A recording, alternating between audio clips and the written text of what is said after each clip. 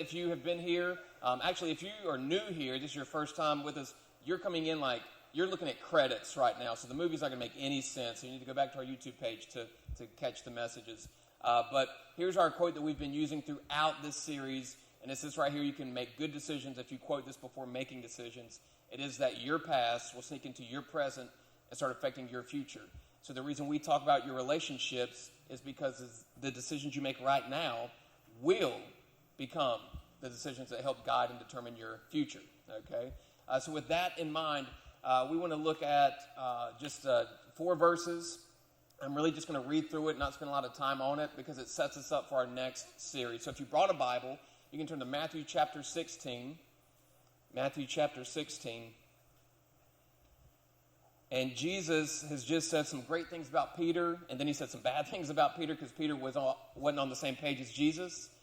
And Jesus then tells his disciples this right here. So check this out in verse 24. Then Jesus said to his disciples, "Whoever wants to be my disciple must do these 3 things: deny themselves and take up their cross and follow me."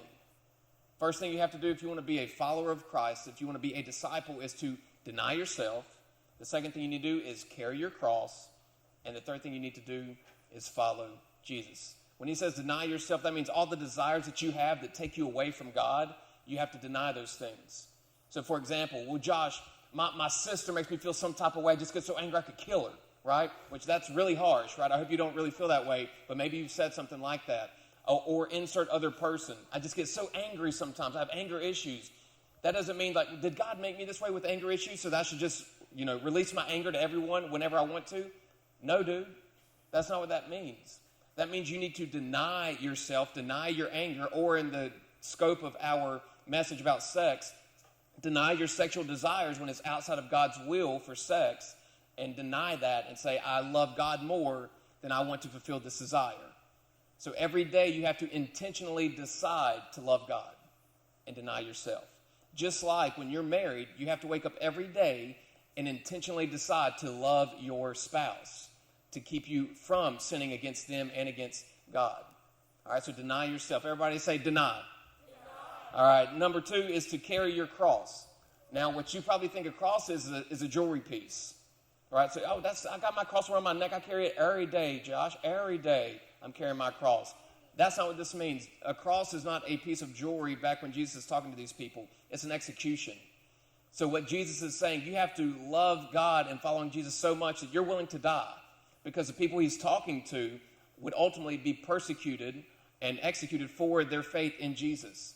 So he said, hey, if you want to be one of my disciples, you need to deny yourself and obey what God taught. And you have to be willing to die, because, guys, it's going to come down to it. And I'm not saying that for you, like, explicitly, but for them, that's what he was saying. So do you love God enough to say, hey, if it comes to it, no matter what, I'm following Jesus? And then the third thing is to follow me, which Jesus here is saying, follow my example.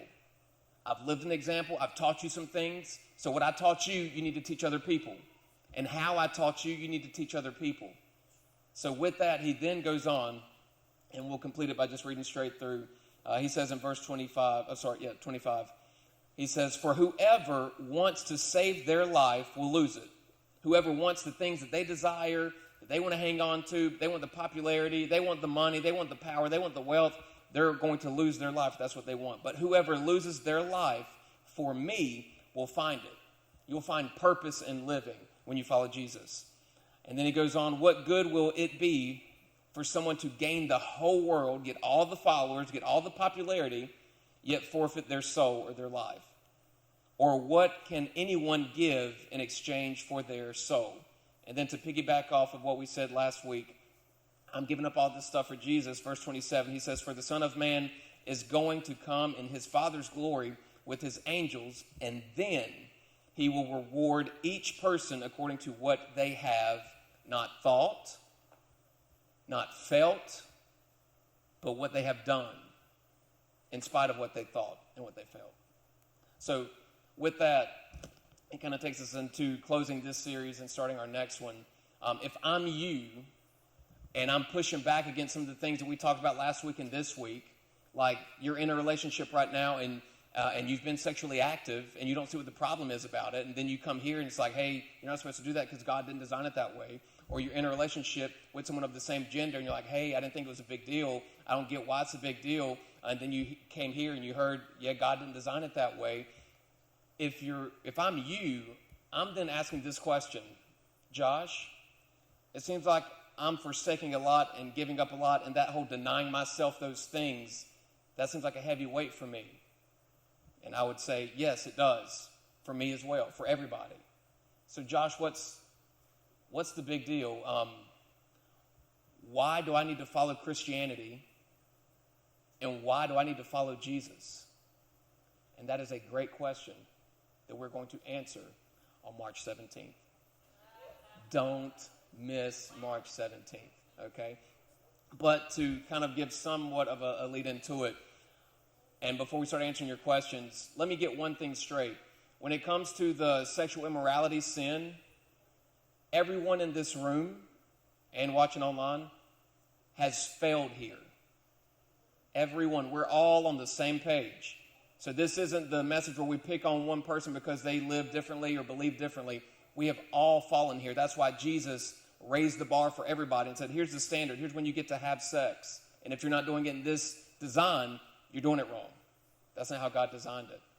So with that, are you ready to answer some of your questions?